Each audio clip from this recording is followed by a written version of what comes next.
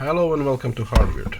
Today on the bench we have an unusual kind of instrument or device, should we say. This is a TM-11A trigger module. This type of device is often used in high energy and similar high voltage experiments to trigger spark gaps, ignite xenon light bulbs, flash bulbs, stuff like that. I got it in condition like this, right off eBay. We can see that it goes up to 30 kilovolt pulse. So I'm thinking to use it for a kind of EM immunity experiment over here, and it generates really short consistent pulse that is useful to bridge over an arc in ignition of these various devices. We have a bit of adjustment knob on here. I think it goes about 20 to 30 kV. Power button or power indicator, naturally, power switch, manual trigger button, oscillator. I'm not sure if it's input or output, some kind of trigger for external scope, and a remote, which is probably just an external input. So it's made by EG&G, but it was made by several companies, I think, as they acquired each other, Elmer Pankins or something like that. Initially they were made all the way from 1960s, I believe. This unit is probably a bit later, 70s, with a bit of a dent, but externally not bad condition. Bit old power cord, naturally 110 volt, North American. Yeah, it has still a previous owner tag, NRL equipment, so which is probably Naval Research Lab. So that's where it's probably spent most of its life. Here we have a fuse, which we can examine. Okay, you see that? There is actually a resistor on it. It's very interesting. It says slow blow on the tag, on the legend, so probably the resistor does the slow blowing part. Kind of hard to put it back together. Yeah, like that. So has two binding posts for ceramic posts, isolated posts for high voltage output, negative and positive, and probably it is a UNF kind of thread, but I found that an M5 nut actually goes over it, which I'm happy about because it's missing one. So I should find a copper maybe, and for this as well. Right, but how about we take a look inside? Yeah, it is held by slot screws.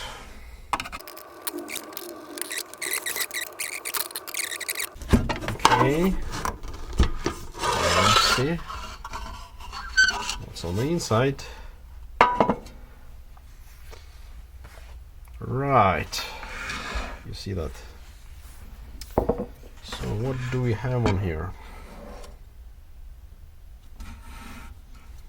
So interface bit is clear enough. We have the dreaded carbon resistors, couple of sprag caps, which means they're probably still okay. We have some let me see, what is this, how many pins it has? At least 3, well, maybe a transistor, maybe something else in a round cap.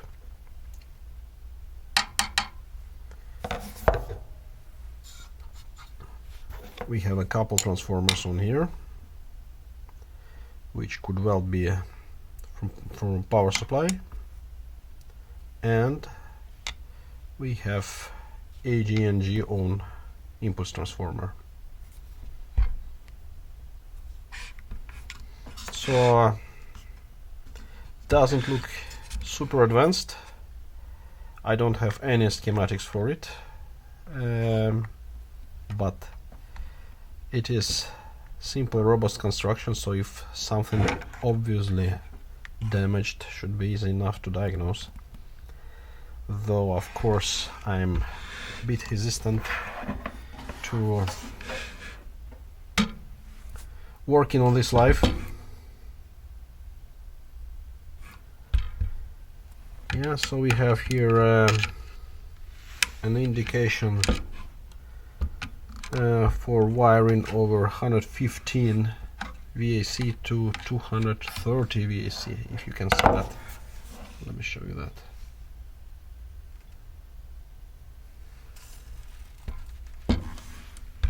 Yeah, which is nice. I can probably rewire it to work from 2030, but if not, I have a transformer, external transformer that I can use for it. Right, so let me check a few things in the circuit. I can first have a look at the caps.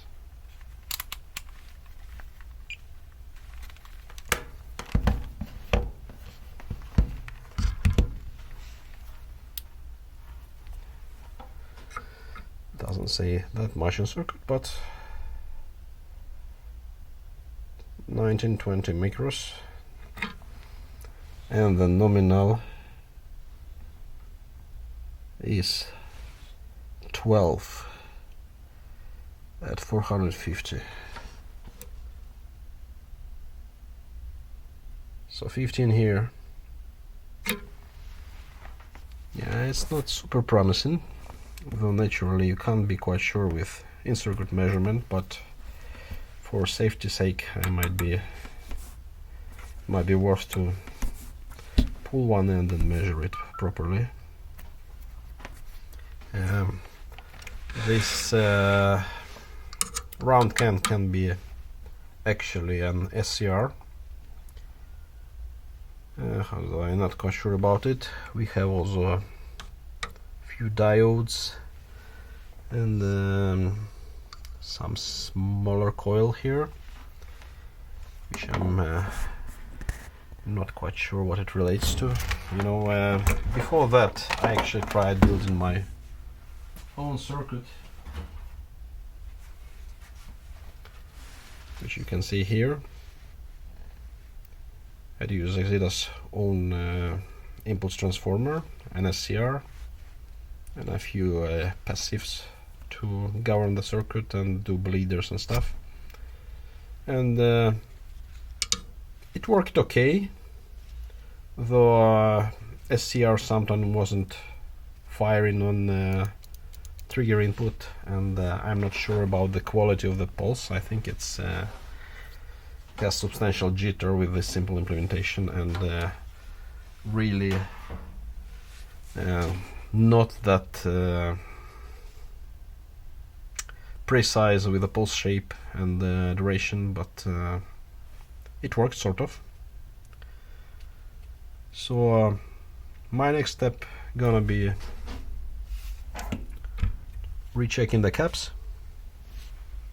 This one looks like a cap that was reworked, actually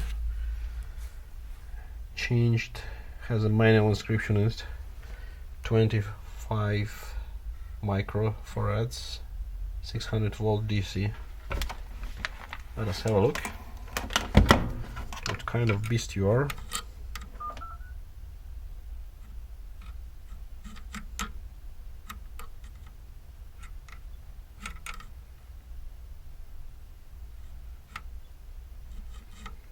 It appears dead. Well, again, on in-circuit measurement, it's open. Interesting, I don't see any damage. You know what, I can just recap this thing and order a few caps of Mauser or Farnell before I really start doing something. Let me check the resistors as well.